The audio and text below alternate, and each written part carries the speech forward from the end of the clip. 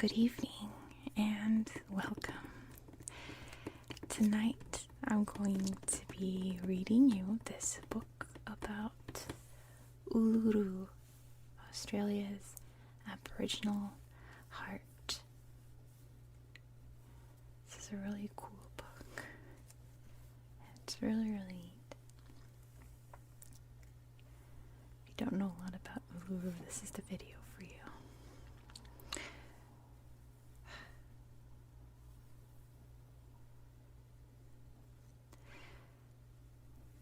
Of course, I hear my computer making noise every time I record a video.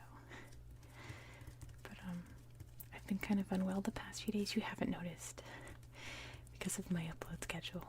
I record lots of videos in advance when I'm feeling well, but I have a myriad of health issues that we won't get into today. But I'm relaxing by lighting my favorite scented candle in the world, which is the eucalyptus spearmint Bath and Body Works stress relief candle. Thought it was appropriate to do a eucalyptus candle, and because it's my favorite smell in the whole wide world, so I have this helping me to relax. Yeah, we won't get into health problems today. It's not that kind of video. Put this down very carefully because it's a heavy candle. There we go. Out of the way because it's messing with the lighting. There we go. Alright. Uluru. Let's get into it. Uluru. By Caroline Arnold and photographs by Arthur Arnold. What's neat about this is that they include a lot of words, Aboriginal words I should say. But the glossary in the back, where they tell you to pronounce them, is how they are pronounced by the Aboriginals with their accent. So it's not necessarily the way that we would naturally pronounce those words. So I'm just going by what the glossary says. It's kind of neat. Giant red rock. Look at that. Gorgeous. Look at the stars coming out above it. In the middle of the Australian continent, a huge sandstone rock more than 1,000 feet high rises from the flat desert floor. It's the world's biggest single rock and one of Australia's most impressive natural wonders. For at least 10,000 years, the land around this imposing landmark has been inhabited by Aboriginal or native people called the Anangu. Their name for the giant red rock is Uluru. Uluru plays a central role in the traditional beliefs of the Anangu and is a sacred site associated with stories about the creation of the land and all living things on it. Uluru is also one of Australia's most popular tourist destinations. Each year, nearly 500,000 people from all over the world visit it, and the nearby large rock formation of Kata Tjuta. A close look at these amazing rocks and the surrounding arid landscape helps us to learn not only about the relationship between Australia's Aboriginal people and their environment, but also about the continent's vast interior regions and how plants, animals, and people have adapted to the harsh desert climate.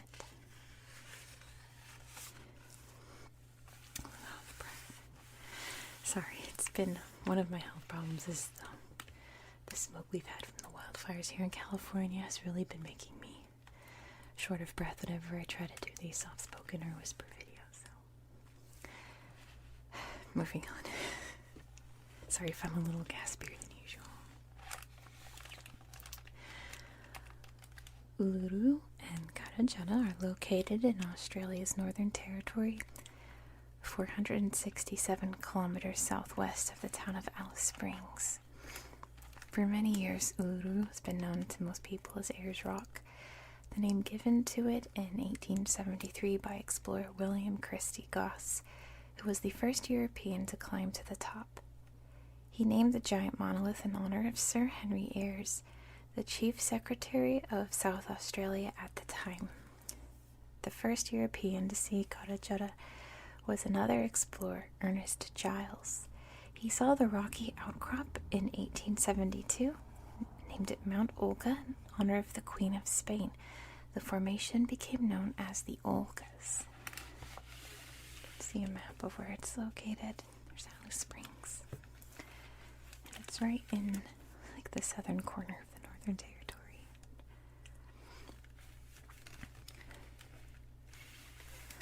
Uluru and Kata Tjuta are within a large area called the Petermann Aboriginal Reserve, which was set aside in 1920 by the Australian government as a place where Aboriginal people could live away from the developing towns and grazing lands to the east. It was similar in many ways to the reservations where Native Americans live in the United States.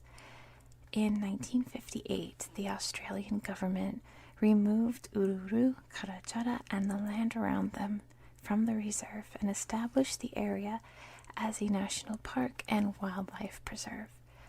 Although the new national park made it possible for more visitors to come to Uluru and Kata Tjuta, it created problems for the Anangu, disrupting their lives and often disturbing their sacred sites.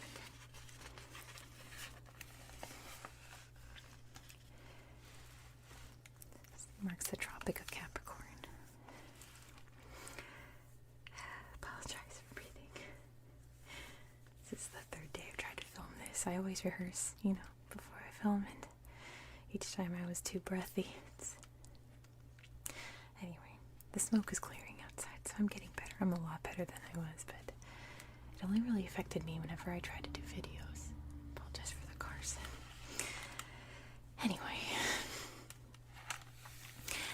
Uluru. Not talking about me today. Promise. No more about me. That's another video. In 1976, the Northern Territory government passed the Aboriginal Land Rights Act, which allowed Aboriginal people to claim rights to land where they had traditionally lived, as long as it was outside town boundaries. No one else owned or leased it. 3 years later, the Anangu began the process of claiming Aboriginal ownership of Uluru and Kata Tjuta. On October 26, 1985, in recognition of the Anangu's long-standing occupation of the area and its significance to Anangu culture, the Australian government returned ownership to them. The Aboriginal people now lease the land back to the government as Uluru Kata Tjuta National Park and manage it jointly with the Australian Nature Conservation Agency. They also control public access to their sacred sites and other important cultural areas within the park. Tourist facilities, once located at the base of the rock, have now been moved outside the park boundaries to the small community of Uluru. The total area of Uluru Kata Tjuta National Park is 1,323 square kilometers. It is protected as a United Nations World Heritage Site, both for its cultural and historical value and for its unique natural history. Within the park are many plants typical of the Central Australian desert, among them a number of rare species. There's also a wide variety of animal life, including more kinds of reptiles than exist in any similar area of Australia. Here's a pigeon. It's got a steely gaze. How beautiful. Australia's first people. Aboriginal people are Australia's original inhabitants, and according to traditional beliefs, they have lived there since the beginning of time. The English word Aboriginal comes from Latin roots meaning from the very first. Archaeological evidence suggests that the first humans arrived in Australia about 40,000 years ago, or possibly somewhat earlier, crossing the sea from Southeast Asia and landing in northwest Australia and New Guinea. People then spread out over the continent, developed different languages, and adapted to the particular resources of the places where they lived. For centuries, they lived a semi-nomadic life, hunting and gathering food and using tools made of stone, bone, shell, and wood. According to the 1996 census, about 350,000 people in Australia identify themselves as Aboriginal or of Indigenous origin. Most of these people live in northern and central Australia, some in towns and cities, but many others in more remote places. Rufous hair wallaby. The history of Aboriginal people in Australia since the arrival of European settlers a little more than 2 centuries ago has been one of conflict. Many aspects of Aboriginal culture have been lost as people have been forced to give up their traditional life. For instance, while there were once 250 separate Aboriginal languages, only 30 are spoken today.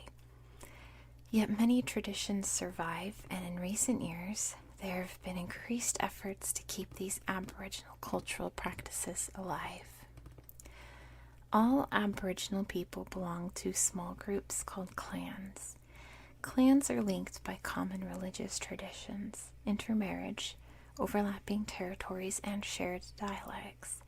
The dialects spoken by most of the Aboriginal people who inhabit the area around Uluru are Trjukurpa and Anangu. These dialects of the Western Desert language of the region, the largest language group of Aboriginal Australia, with about 4,000 speakers. All of the people who live at Uluru, including those who speak other Western Desert dialects, refer to themselves as the Anangu, which is a Trjukurpa word meaning Aboriginal. Most of the Aboriginal words in this book are from the Trjukurpa. They are noted in italics except for proper names. The underlining of letters in certain words, like Uluru, is part of Trjukurpa spelling system, which we're going to learn about in the language video coming up next. Aboriginal people in Australia identify themselves with one or more ancestral animals or other beings. According to tradition, each person is descended from one of these spirits and possesses some of its life force. Many ancestral beings were based on people or on animals such as snakes or birds, but they often were of a giant size or had unusual powers. Others were supernatural. The ancestors that many of the Anangu associate with are the Mala, or rufous hair wallaby people. The hair wallaby is a small relative of the kangaroo. Places where the Mala people camped, prepared food, and met for ceremonies at Uluru are important sites for the Anangu today. It reminds me of snakes. So I know 2 people, one of which was my grandmother, who had such terrible fear of snakes that they couldn't even look at a picture or be in the same room of a picture of a snake. So I should warn you, if you are like that, there is a picture of a snake in this book. So I'll give a heads up when we get to that chapter. So yeah. I don't want to make anyone feel uncomfortable.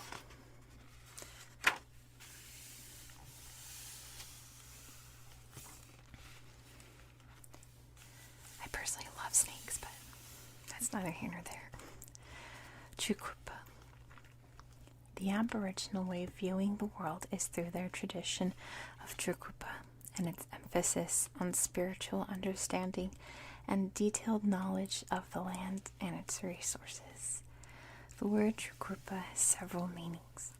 First, it is the creation time when ancestral beings moved across the empty land and gave it shape. As these beings roamed the world, they camped, hunted, made fires, dug for water, fought each other, and performed ceremonies. In the process, the land was marked with a record of their activities.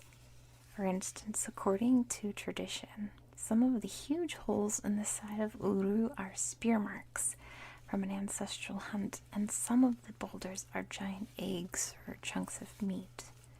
The national park is crisscrossed by a network of tracks that mark ancestral journeys connecting Uluru and Kata Tjuta.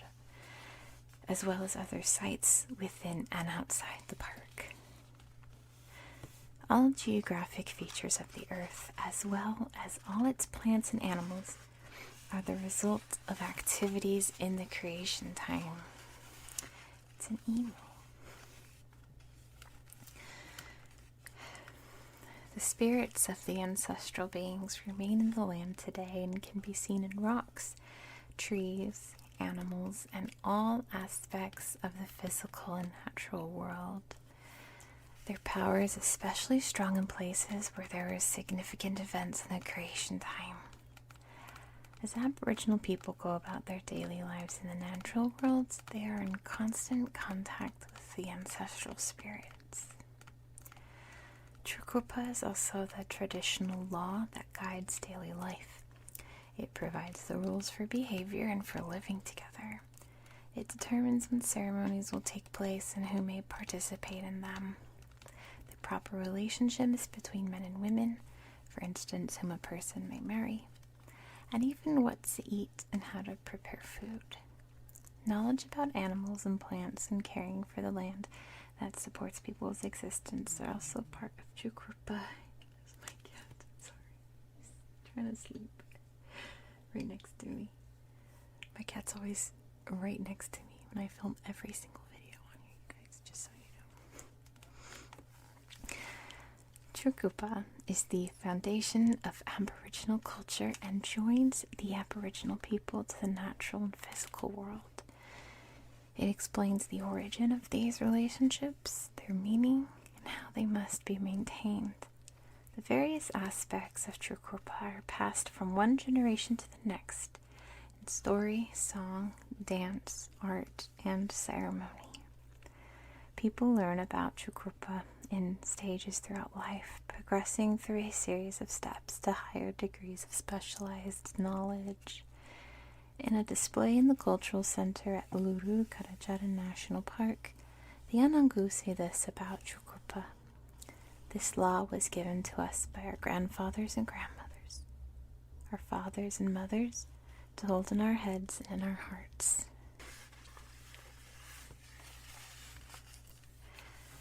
A sacred place. I'm starting to lose my voice. Uluru has special significance for all Aboriginal people because of its important role in sacred ceremonies and in stories of ancestral beings in the creation time. As you walk along the base of the rock, you can see landmarks connected with some of these stories. Many other stories connected with Uluru are kept secret and are known only by the Anangu. According to Aboriginal law, just a few of Uluru's stories can be told to outsiders, and then only by designated storytellers.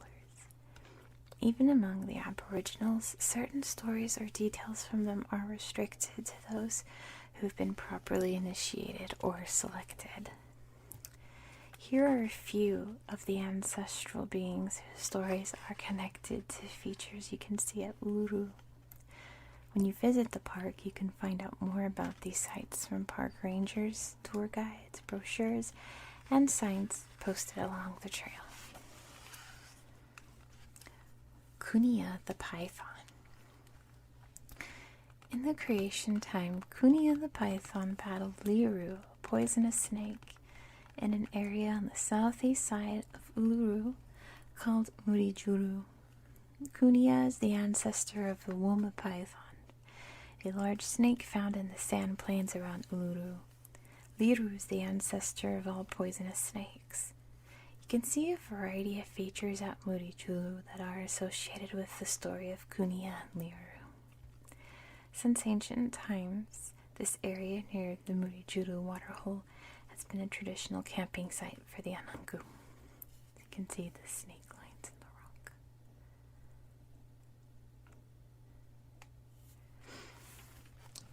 Marsupial mole. The marsupial moles are small animals that live in burrows in the dunes and sand plains around Uluru. Although they spend most of their time tunneling through the ground searching for food, they occasionally come up to the surface. In the creation time, there was a giant marsupial mole named Icari. On the west side of Uluru, you can see the cave where Icari lived.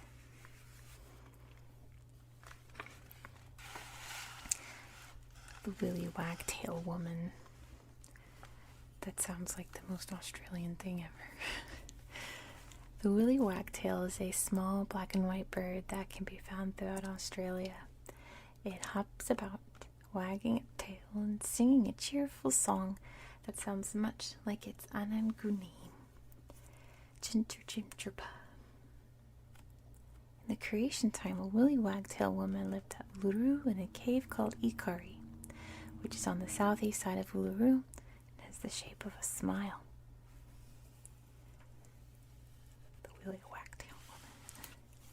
The blue-tongued lizard.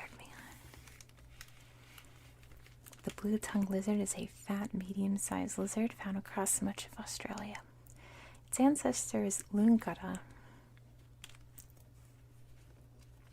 The crested bellbird is a small bird that lives in Australia's dry inland regions. Its ancestor is Panpanpala. In the creation time, an argument over an emu between Kata and two Panpanpala brothers took place on the south side of Uluru. An argument over an emu. I thought I'd read that wrong, but no. It's an argument over an emu.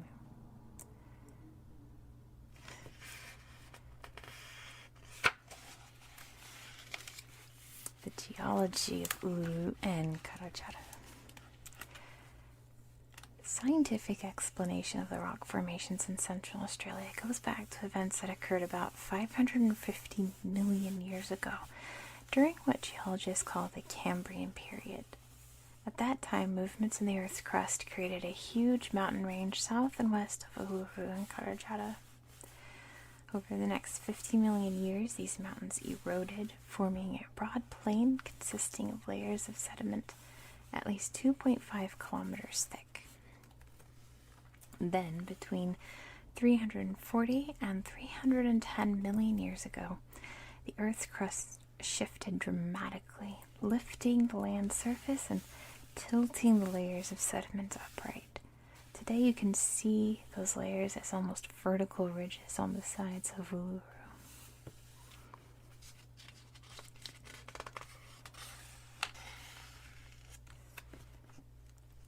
This big cave. Uluru. Uluru rises 340 meters above the surrounding desert, and at its highest point is 862.5 meters above sea level. That's 2,829 feet. The distance around the base is about 9.4 kilometers or 5.8 miles. Weathering by wind and water over the last 300 million years has given Uluru its present shape. As tiny bits of rock wore from the surface and washed away, they spread out to form the broad plains surrounding the rock. What we see of Uluru is only the top of a much larger rock. Scientists estimate that Uluru may extend underground as far as 5.8 kilometers or 3.6 miles. Looking at this buzzard. Uluru is composed of a coarse-grained rock called arkose. Arkose is a mixture of small particles of sand, quartz, and feldspar, along with traces of iron oxides, clay, and small pieces of other rocks. When iron in the arkose is exposed to oxygen during the weathering process, it turns a rusty red. This gives Uluru its distinctive hue. Inside Uluru's caves, where the iron has not been oxidized, the arkose is gray. Shallow caves along the edge of the rock just above ground level are distinctive features of Uluru. Traditionally, these caves provided the Anangu shelter from the sun and rain and were places for sacred ceremonies and for rock paintings. Honeycomb-shaped caves high on the rock are homes for small animals and nesting birds. In the cave of Icari on Uluru's southeast side, there are animal bones and teeth that have accumulated over hundreds of years and been preserved in the dry desert climate. Some of the bones are from animals that died there, while others were brought by predators such as owls and dingoes. About 40 species of mammals are represented, revealing the diversity of life around Uluru. The bones also provide proof that animals such as the bilby and rufous-haired wallaby, species that are now extinct at Uluru, once lived there. I'm about to blow out my candle because the light's actually hurting my eyes. But then I can't be around the smoke, so I have to move it very quickly. But I'll let you see. Here we go. And, oh, the smoke's gone already. Well, that was easy. Always trim your wigs, guys, because if you trim your wig, you won't get smoke. It smells so good. That's much better. Oh, I can't handle bright lights, and I mentioned that in another video, but we're not talking about me today. Moving on. Kata Tjuta. Kata Tjuta is located about 33 kilometers west of Uluru. Although it was formed by the same geologic forces that shaped Uluru, it is composed of a coarser conglomerate rock, a gravel consisting of pebbles, cobbles, and boulders, which has been cemented together by sand and mud. Most of the gravel pieces are granite or basalt. Like Uluru, the rock of Kata Tjuta contains iron that is oxidized on the surface, giving it a red hue. The sediment layers of Kata Tjuta are tipped only slightly from the horizontal plane, about 15 degrees. Instead of being a single large rock like Uluru, Kata Tjuta has cracked and broken to form 36 separate domes and a network of valleys and canyons. The highest dome of Kata Tjuta is 546 meters, or 1,790 feet above the ground. It is the highest point in the park. From a distance, the rounded domes of Kata Tjuta look like the tops of giant spheres. Kata Tjuta, which means many heads, is closely connected to Anangu culture and Trjukurpa. Because of its deep spiritual significance, its stories are not permitted to be told to non-Aboriginals. Public access to the area is limited. I don't think it says it in this book. I've done a lot of reading about Uluru and just Australia in general for my videos. Every single book on Australia I have read, every source I have found about Uluru has said that Uluru means a different thing. Literally every single one. It means pebble, it means a shady place. I found so many different things, but then I found one that said it doesn't actually mean anything. It's just a name that they gave this huge rock. So I think that's the right response. I don't think it has an exact meaning. I don't think they ever mention it in this book, which makes me trust this book very much. Desert landscape. Much of the interior of Australia is a vast desert, ranging from extremely dry to semi-arid regions. Uluru Kata Tjuta National Park is in a semi-arid zone that includes 4 distinct habitats, each supporting a different type of plant and animal life. The most common habitats in the park are the sand plains, called bila, along with the sand dunes, called tali. They're usually covered with spinifex grass and scattered trees such as the desert oak, a type of casuarina tree. Spinifex is a tough plant, and because of its prickly tips, it's sometimes also called porcupine grass. It grows in round clumps and has a deep root system that holds on to the desert's sand and helps prevent erosion. It can survive all but the worst droughts.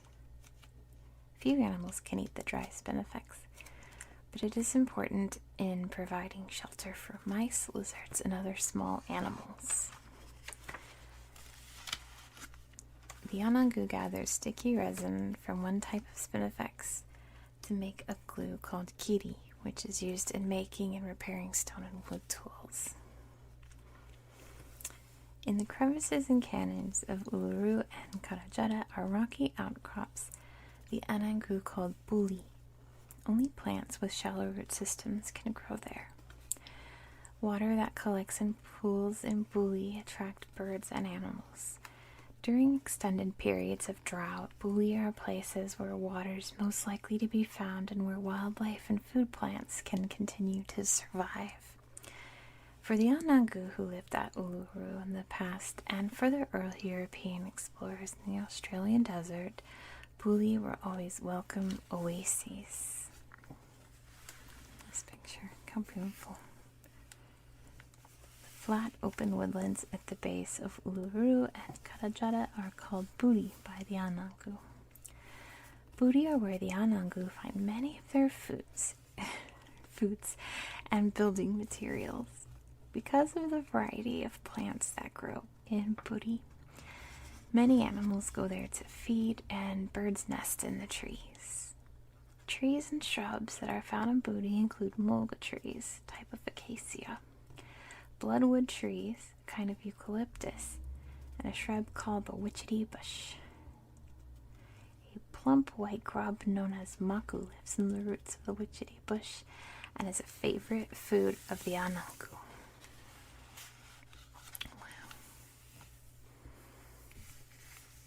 The most common tree in Australia's arid and semi-arid regions is the mulga.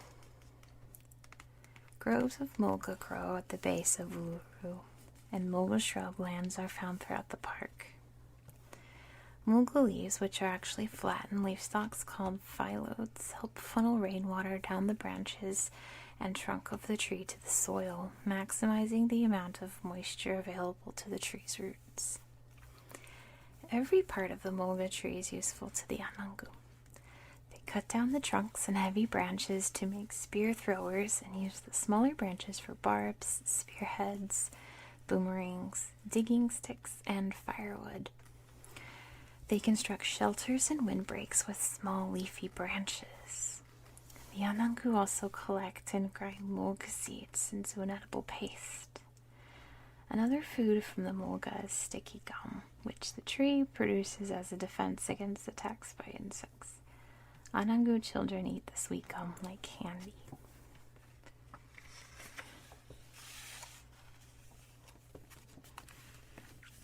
The seasons. Because Australia is in the southern hemisphere, its cycle of seasons is opposite those north of the equator. The coldest time of year is in June and July, and the hottest is in December and January. At Uluru, temperatures can go below freezing in winter and well above 38 degrees Celsius in summer, which is 100 degrees Fahrenheit. The windiest time of year is from August to November. Wind speeds are usually about 1 to 2 kilometers an hour, but occasionally winds of up to 90 kilometers per hour have been recorded. That's 56 miles an hour. For people like the Anangu, whose survival is traditionally dependent on the land, a knowledge of the weather and its effect on food resources is essential. The Anangu divide the year into seasons, which they recognize by temperature and rainfall and by the life cycles and activities of plants and animals. A warm, steady wind typically blows from the northwest in August and September. And this is the season when animals breed, flowers bloom, and produce fruit, and hibernating reptiles emerge from their hiding places. The weather gradually grows hotter during the next few months, and by December, storm clouds begin to gather. January through March is the rainy season, and many food plants flower at this time. By the end of April, the weather becomes cool again, and reptiles go into hibernation. May, June, and July are the cold months. Then the earth gradually warms and the cycle of growth begins once again. Water. Water is a precious resource in the desert. Rainfall is erratic in the Australian interior and droughts can last several years. The average yearly rainfall at Uluru is less than 23 centimeters or 9 inches, and most of this occurs in late summer. There's little permanent water in the area around Uluru because the sandy soil soaks up even the heaviest downpours. Seasonal streams and pools dry up quickly. The base of Uluru is one of the few places where water can usually be found year-round. When it does rain, water cascades down the sides of the rock and collects in pools. Murijuru, on the south side of the rock, is the most reliable waterhole at Uluru and a natural game trap. Animals go there to drink, and traditionally this is where the Anangu can easily find game to hunt. Kanchu Gorge, on the northwest side of Uluru, has another large semi-permanent waterhole. The steep canyon walls make this shady spot cool and peaceful even on the hottest days. The Anangu ask that visitors walk silently and respectfully when they come to Kanchu Gorge because of its closeness to several sites that have great spiritual significance. Knowledge of where to find water has been passed down through many generations of Anangu. Scattered across the desert are a few permanent water holes where underground water comes to the surface. During the rainy season, there are also temporary water holes that fill up in depressions of the plain and places where clay in the soil prevents water from draining. Water can also be found by digging. River red gums, a species of eucalyptus that grows along dry river beds, have long water-seeking tap roots and are a good indication that there is moisture below the surface. The Anangu know how to find water that has collected in the hollows of trees and also how to get moisture from certain kinds of tree roots. Big kangaroo. I think this is the chapter with the snake. Pretty sure. Let me see. Let me do a snake check for you guys. Yeah, okay. There is a snake in this chapter. It's not on the next page, but the page after, so I will warn once again when the snake comes up. If you do have that snake phobia, just avert your eyes until I tell you it's safe to look. Just close your eyes and relax and listen to my voice. I'll make it extra soothing, I promise. You don't have to worry about any snakes. Just look at this cute kangaroo hopping around. Desert wildlife. Although the vast desert regions of Australia's interior would seem to be an inhospitable environment, a surprising variety of plants and animals live and thrive there. Uluru and Kata Tjuta are magnets for wildlife because they have a reliable water supply and the rich vegetation that grows around their bases provides food and shelter. You can find a wide range of wildlife in the national park, each species having its own special adaptations to the dry desert climate. More than 20 native mammals can be found at Uluru, including large marsupials like the red kangaroo and wallaroo, and many smaller species like the marsupial mole and the spinifex hopping mouse.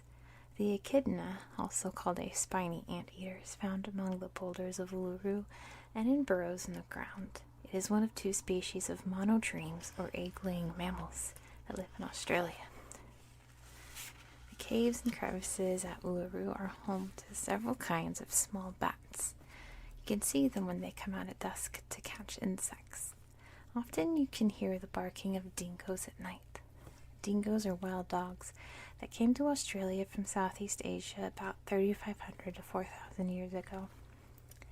In the past, the Anangu sometimes raised dingo pups as hunting dogs.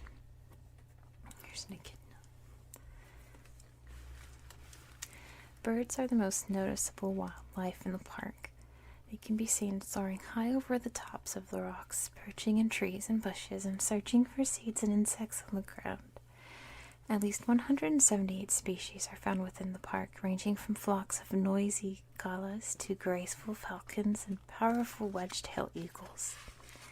The Anangu name birds by their calls. If you listen to the repetitive chirp of the zebra finch, nee, nee, or the soft twittering of the crested pigeon, Arala palpalpa, you can hear how those sounds became the birds' Anangu names. Although some birds come to Uluru only after periods of rain, others live there year-round. Like other animals, birds need to drink, and most live in places or they are within flying distance of water. Okay, I'm going to turn the page. There's going to be a snake. So if you have a snake phobia, turn off your screen or close your eyes until I tell you it's safe to look, okay? Birds that eat insects or animals can get some needed moisture from this food. In order to reduce water loss from evaporation during extremely hot weather, desert birds reduce their activities and stay in the shade. The 72 species of reptiles in the park include many snakes and a variety of lizards.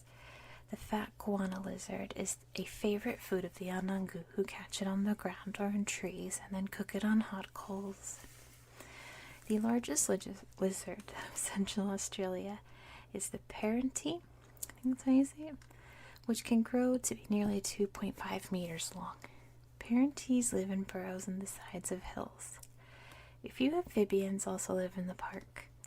In cool weather, several kinds of frogs and toads can be found near water holes. In hot water, they go underground. In hot weather, they go underground. Ants, termites, grasshoppers, crickets, moths, and beetles are among the wide variety of insects found around Uluru. They multiply rapidly after periods of heavy rain and provide food for lizards, snakes, birds, and other animals. Like desert animals everywhere, those of Australia's central regions have adapted to the arid climate. Much of the animal activity takes place at night when the air is cooler and daytime predators are asleep. In the morning, tracks in the sand reveal who passed that way during the night. Daytime winds then smooth over the sand, making a clean slate to record the next night's activities. The Anangu are experts at identifying and following tracks of the desert. Alright, it's safe to look now. The changing landscape. A number of animals that formerly lived at Uluru, including the rufous-haired wallaby, burrowing bettong, bilby, and common brushed-tailed possum, are now extinct in the park.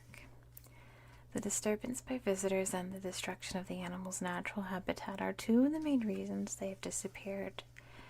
As elsewhere in Australia, native animals have also become endangered because of the intrusion of non-native species that killed them, ate their food, or took over their territories.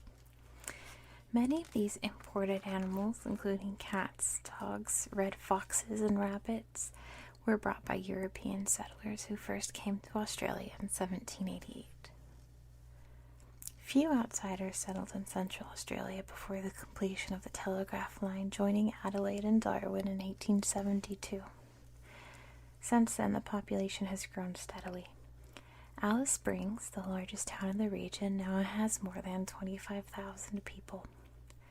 During the early years of European settlement, the only reliable mode of transportation in the desert was by camels, which were imported from Asia.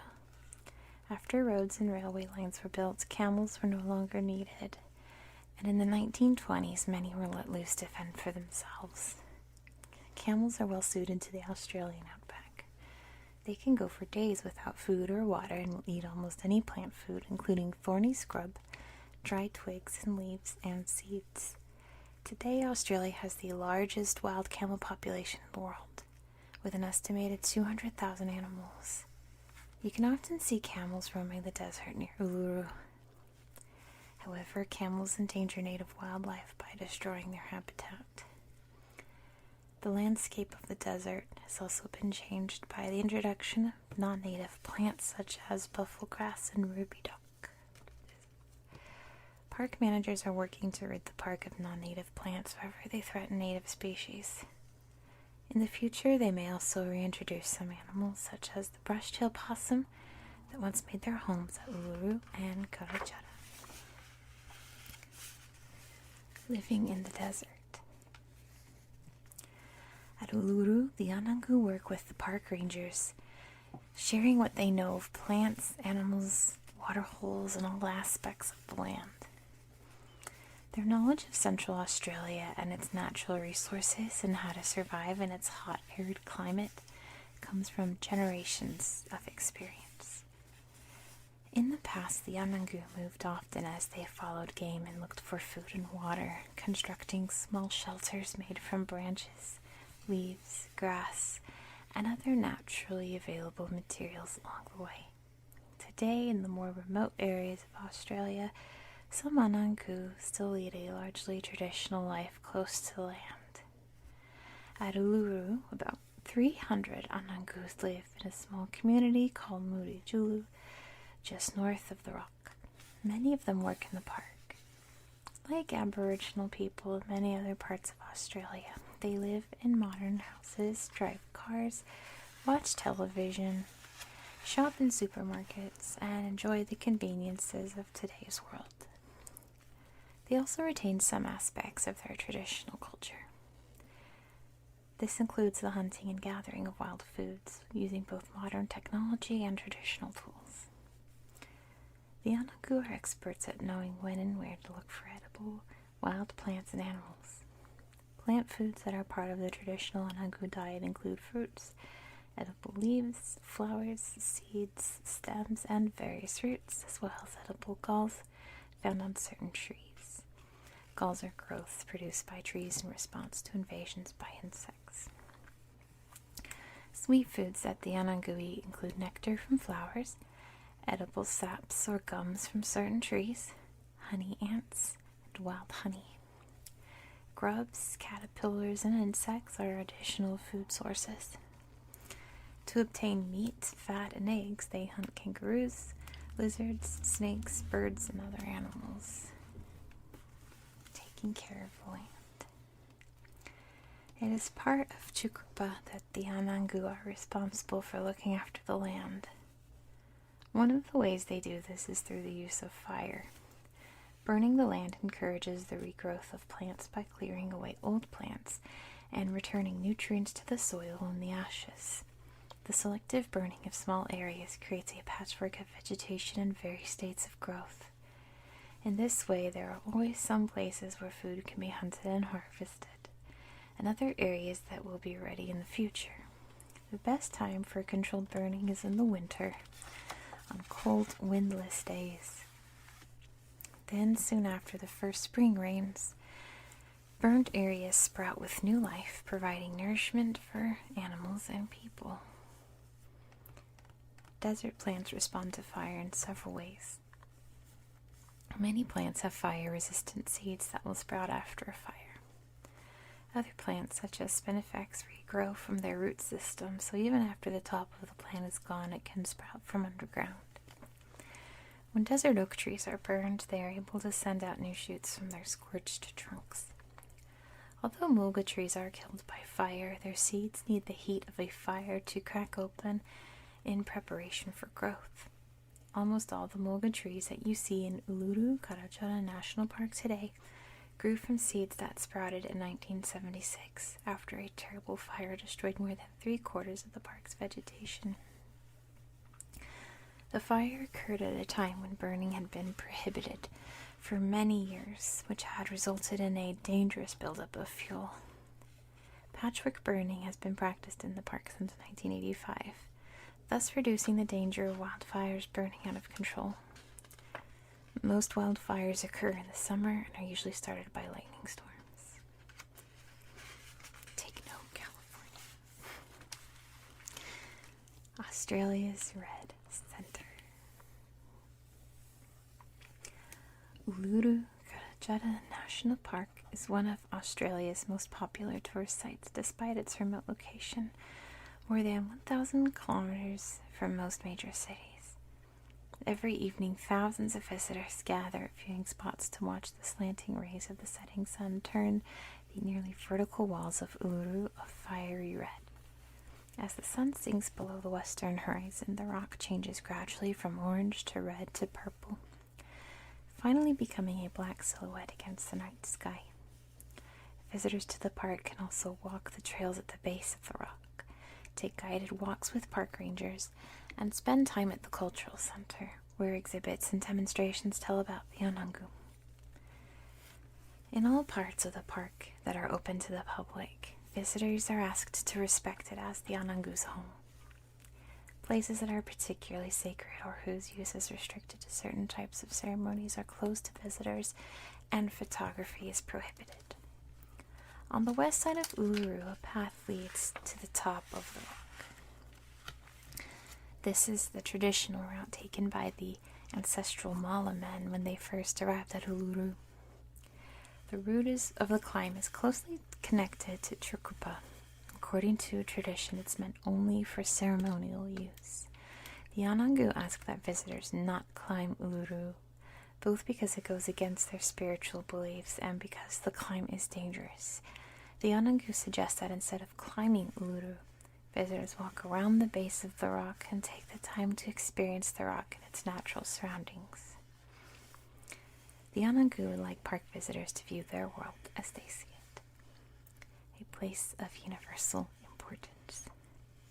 Uluru Kata Tjuta National Park is one of 14 sites in Australia that have been identified by the World Heritage Committee of the United Nations as a place of universal importance.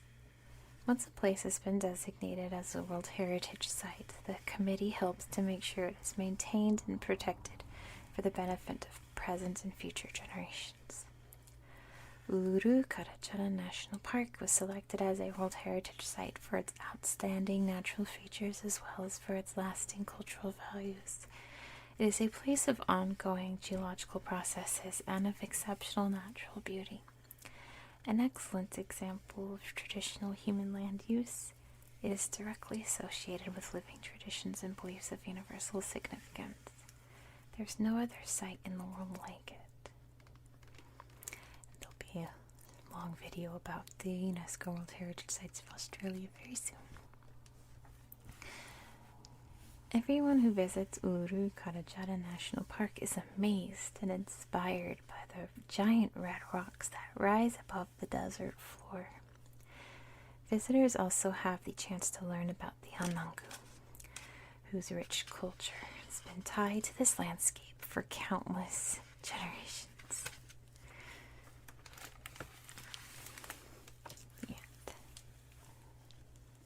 So I know you learned something cool. If you're still awake, go ahead and leave it in the comments. A cool thing that you learned. Let me think of one. Probably. I like the. What was it? The wiggy wagtail woman.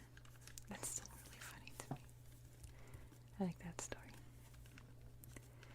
Anyway, I'm going to go rest my voice and drink a lot of water. Maybe make some tea, actually. That sounds good.